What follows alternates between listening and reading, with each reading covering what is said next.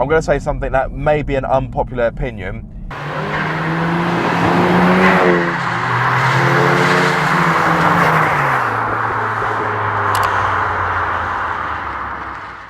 Hello guys, and welcome back to Car Obsession. Now, you joined me with the Toyota GR Supra, and you may be wondering, hang on, you drove this car last year. Well, this one has got quite a large change. Cameraman, come this way. Chris, my friend, let me show you the magnificent thing in the middle. That, my friend, is called a gear lever, because you know what? This has a 6-speed manual. So, I've only got this car for a short amount of time, only about 20 minutes, so let's see if the manual has transformed this car. Now, if you happen to watch my first drive of the automatic Supra last year, you'll know that I was somewhat underwhelmed. The car just felt like it didn't have a soul, and maybe that's because, of course, of the German influence. I'm not going to bang on about that too much because that's been said to death. So maybe the inclusion of a manual gearbox will improve things. We shall see. Now, one thing I will say from the get-go, this is a negative aspect, I'm sorry. Some of you may, if you've driven this car, you may not agree with me, but I find the change from second to third is a little bit clunky. It's not quite as snickety as I'd like. But having the opportunity to do the gears myself with a clutch pedal is most welcome. I'm hoping it transforms the character of this car, because I thought it was lacking for character. Again, if you've driven this car, you may disagree with me, but it was missing that X factor for me, to use a bit of a cliche phrase. Now, of course, I can do rev matching because I've got the ability to do so now. That makes me a very happy Aaron. Speaking of which, heel and toe, the pedals are laid out quite nicely for that. And because this hasn't got the automatic and has got the manual instead, it's saved a little over 38 kilograms. So this car is lighter as a result. That's better for performance, it's better for handling. In regards to 62 miles per hour, I believe this will do it in 4.6 seconds. I may need to correct myself there. So I've just jumped in this car, I've only got it for a limited amount of time. I'll be honest, I wasn't really planning to drive this car today, and as such, my notes on it are quite slim.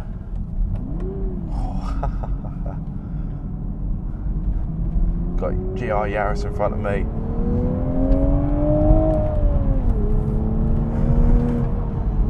Brakes feel pretty positive.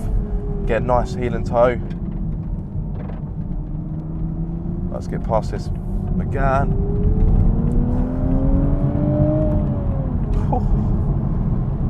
Seating position is bang on. I can't remember what I said about the automatic version, if I'm going to be honest.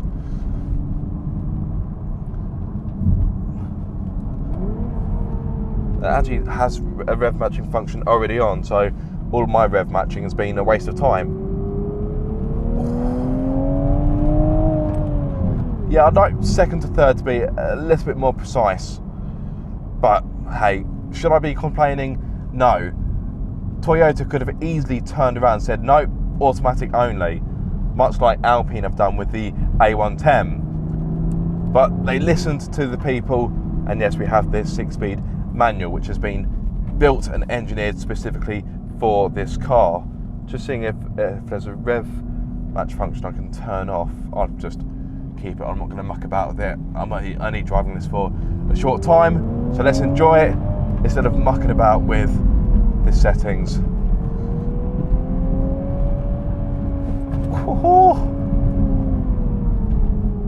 Now, apart from the gearbox, the car is as it was before. There probably are a few technical details which I will cut to in a voiceover in a few moments to give you some more nerdy information.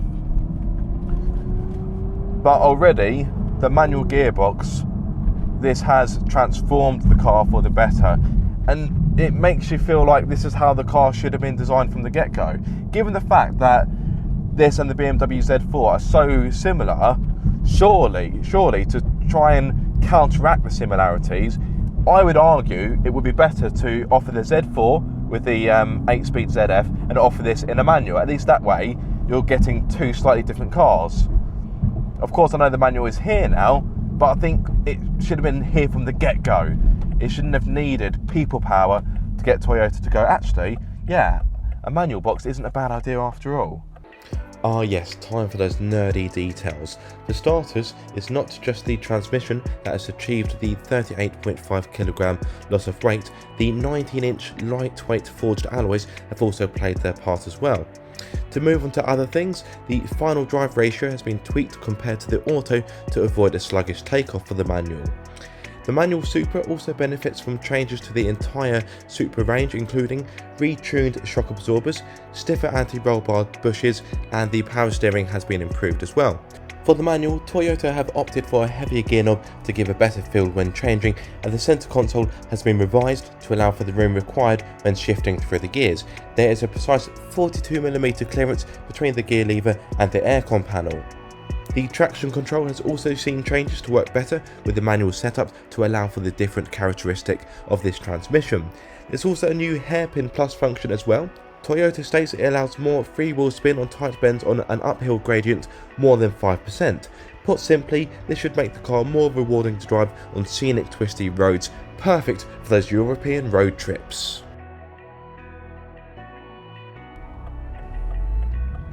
Right. Give it the beans. Whoa. Now I would imagine this is actually probably a little bit slower than the automatic, but I don't know if it's because there's more engagement, there's more involvement, it feels a bit more visceral. It feels faster. That's what you want in a sports car.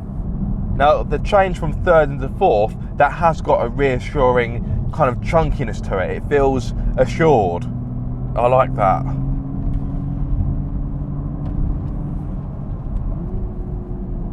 Rev matching working very well.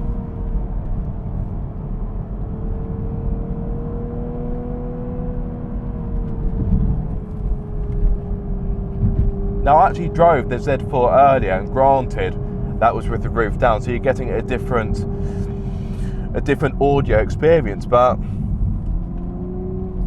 inside the Supra, the engine note just feels a little bit, not muffled, it just doesn't sound particularly good. It sounds different to the Z4 did, and they're the same engine.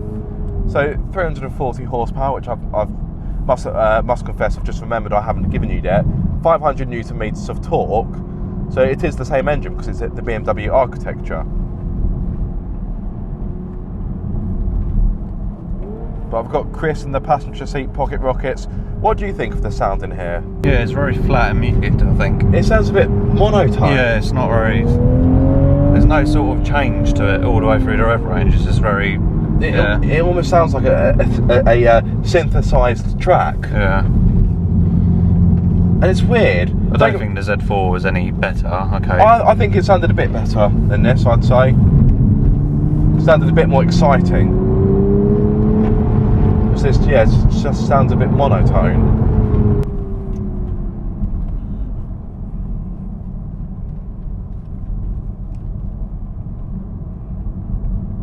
Manual gearbox has transformed it though, hasn't it? Oh, it has. This is the car the Supra should have been from the start, if you ask me. I was hoping to do a third lap, but already, yes, time is against me. Sadly, I need to give this back to Toyota. And to be fair, I've got quite a few cars in front of me, so it has kind of killed the mood somewhat. So I can't quite go as gung-ho as I'd like to.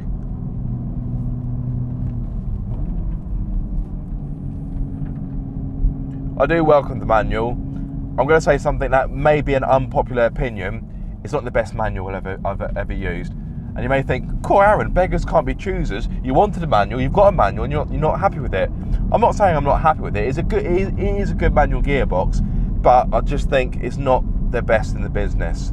Look at cars such as the Cayman GT4, which, okay, that is more money than this car, but it is a somewhat comparable rival.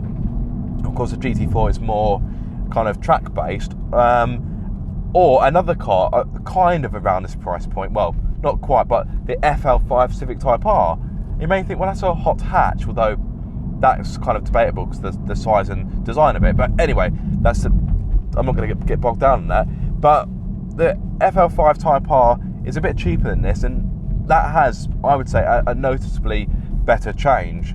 Now, to go back to the FL5 possibly not being a hot hatch, it's quite a large car nowadays. It's more like a saloon or coupe, isn't it? But it has got a hatched back, so it counts. Anyway, as much as I could hark on about the FL5 until the cows come home, that's not why we're here. We are here for the GR Supra, the manual GR Supra, how it should have been done from the get-go. So has it transformed this car? Yes, it has. I still think it's missing a bit of a soul, a bit of an X factor, but maybe that's just because it's not an imposter, but it's got so much BMW influence in it.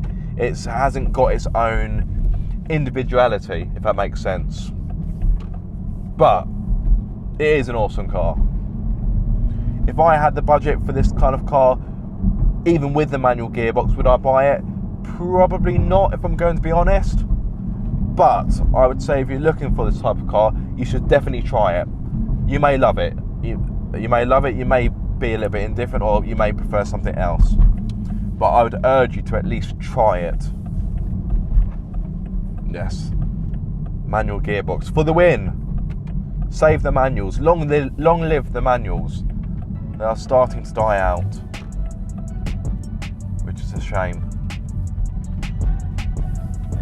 So, yes, as I've said in a few of my other videos from this day, we were here for a good time, not a long time. So with that in mind, if you have enjoyed this video or found it useful, be sure to like, comment and subscribe.